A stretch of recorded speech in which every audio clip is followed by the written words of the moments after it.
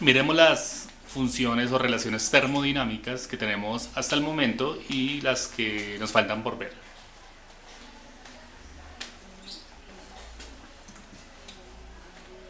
Como en esta parte del curso estamos viendo puras relaciones termodinámicas, pues hay que hablar de las capacidades caloríficas y su importancia en ellas. A ver, nosotros en la primera ley de la termodinámica habíamos visto que las transferencias de energía interna, ¿cierto? O las variaciones, perdón, infinitesimales de energía interna y entalpía eran directamente proporcionales a las variaciones de temperatura, ¿cierto? Y asimismo, para el cálculo de estas variaciones necesitamos las capacidades caloríficas, C sub B y C sub P, a volumen y a presión constante. Si ustedes despejan de las capacidades caloríficas de este término, me va a quedar la función de estado, ¿cierto? La variación infinitesimal de la función de estado dividido la variación de temperatura para cada una, lo cual lo podemos expresar en una derivada parcial. Voy a poner números, estoy señalando mediante números las relaciones de capacidades caloríficas, ¿cierto? En su orden. Entonces, C sub P me va a salir de acá, ¿cierto? Que va a ser dH sobre dt. Entonces yo lo puedo expresar como la derivada parcial de las variaciones infinitesimales de entalpía sobre las variaciones infinitesimales de temperatura en un proceso a presión constante. Lo mismo que C sub B, que me sale de esta relación de primera ley, ¿cierto? Variaciones de energía interna respecto a temperatura o volumen constante. Entonces, aquí nuevamente vemos la importancia de expresar funciones termodinámicas en términos de derivadas parciales. Bien, recuerden que estos sistemas los estamos viendo para sistemas cerrados y para procesos reversibles, ¿sí? Porque a partir de las relaciones termodinámicas que ustedes vieron en las funciones que expuso el profesor Alejandro, vale la igualdad en la desigualdad de Clausius, y cuando vale la igualdad en la desigualdad de Clausius nosotros decimos que vamos a expresar estas relaciones para procesos reversibles, de manera que si despejamos capacidad calorífica aquí o aquí, ¿qué nos va a quedar? La capacidad calorífica es una transferencia de calor, ¿cierto? A volumen constante se llama energía interna y en un proceso de presión constante se llama entalpía, donde X puede ser, ¿cierto?, presión o volumen sobre dt, ¿cierto? Esperándolo acá. Voy a utilizar esta relación. Fíjense que no le puse ningún número, simplemente es una herramienta que voy a utilizar como, así como la primera ley.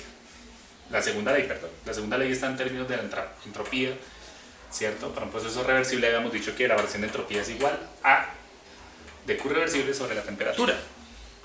De manera que si aquí despejamos dQ, va a ser temperatura absoluta por la variación de entropía. Este dQ, ¿sí?, quiero reemplazarlo en esta ecuación. De manera que aquí me va a quedar que la capacidad calorífica, dependiendo del proceso, va a ser igual a la temperatura por la variación de entropía sobre temperatura. Si defino el proceso C sub P a presión constante, entonces ¿qué va a ser? Temperatura, esto lo encerramos en una derivada parcial, temperatura por la variación de entropía respecto a la variación de temperatura a presión constante. Si defino el proceso a volumen constante, bueno, entonces tenemos capacidad calorífica a volumen constante es igual a la temperatura. Este término lo encerramos en una derivada parcial que va a ser igual a la transferencia de entropía, variación infinitesimal de entropía. Transferencia no, lo dije mal. Variación infinitesimal de entropía respecto a variaciones de temperatura en un proceso a volumen constante. Entonces fíjense cómo a partir de la primera ley y la segunda ley tenemos cuatro relaciones termodinámicas que tienen que ver con capacidad calorífica, ¿sí?, mediante derivadas parciales. Bien. Ahora, ¿cuál es la relación entre ellas? ¿Sí? Nosotros vimos en gases ideales que la relación entre capacidades caloríficas es capacidad calorífica a presión constante menos capacidad calorífica a volumen constante es igual a la constante universal de los gases. ¿Sí? Y nosotros lo vimos en clase, primer corte, primera ley de la termodinámica, lo cual nos lleva a decir que la capacidad calorífica a presión constante es mayor siempre, y no solo para gases, para sustancias condensadas también. para gases reales también. La capacidad calorífica a presión constante siempre es mayor a la capacidad calorífica a volumen constante. ¿Bien? De manera que esta es otra relación de capacidades caloríficas, ¿no? Llamémosla 6.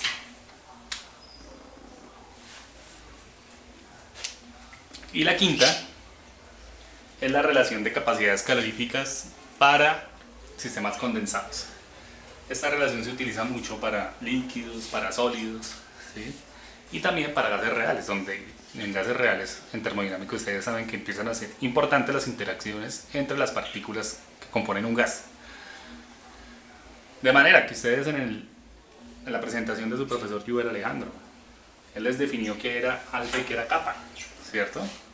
Dos propiedades termodinámicas. Dilatación térmica, ¿cierto? Mediante una derivada parcial, que me indica que las sustancias varían su volumen, ¿cierto? Con variaciones infinitesimales de temperatura a presión constante. Y también les definió la compresibilidad isotérmica como una derivada, en términos de una derivada parcial, que es las variaciones de volumen respecto a las variaciones de presión en un proceso a temperatura constante.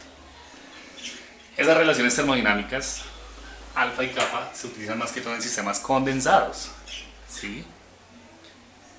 De tal manera podemos también expresar esas relaciones termodinámicas en términos molares, en términos de volumen molar. Si aquí pongo volumen, aquí pongo volumen molar. Y dentro de la derivada parcial también puedo expresarlo en términos de volumen molar, tanto para dilatación térmica como para compresibilidad isotérmica. En este caso, manteniendo presión y número de moles constante. Y en la compresibilidad isotérmica, manteniendo temperatura y número de moles constantes. ¿Bien?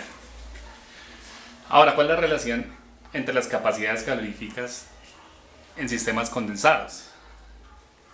Que Cp molar menos Cv molar, ¿sí?, es igual al volumen molar por la temperatura absoluta por la dilatación térmica al cuadrado sobre la compresibilidad isotérmica. Lo cual me tendría que quedar en Joule sobre mol Kelvin si hablamos de unidades internacionales. ¿Bien? O también la podemos dar en términos de calores específicos. C sub P menos C sub B minúsculo es igual al volumen específico por la temperatura por alfa al cuadrado sobre kappa. Lo cual me tendría que dar en términos Joule sobre gramo Kelvin. ¿Por qué? Porque utilicé el volumen específico. Con estas relaciones también en líquidos, en sólidos, en sistemas condensados, Cp va a ser mayor a C, ¿sí? Siempre para todas las sustancias. Pero esta relación solo se utiliza en gas ideal, ¿sí? Esta es una de las consecuencias y es una también de las aplicaciones que tienen las relaciones termodinámicas. Yo necesito, estoy hablando al menos a mis grupos de físico-química, que para la siguiente semana, que definimos cuándo, me demuestren esta relación, ¿sí? Ya después de que vean las relaciones de Maxwell y con estas relaciones termodinámicas, que por favor me lleguen a esta relación, me demuestren esa relación. Lo hacen a mano, me toman una foto, lo escanean y me lo envían en PDF, ¿sí?, como tareita.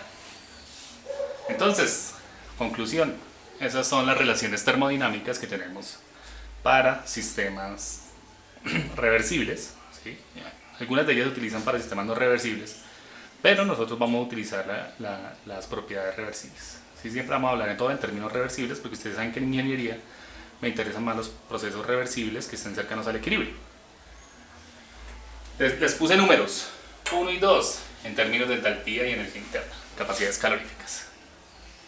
3 y 4, capacidades caloríficas en términos de entropía. 5, relación de capacidades caloríficas para sistemas condensados. Y la 6, que ustedes ya la conocían, ¿cierto? Relación de capacidades caloríficas para gases ideales.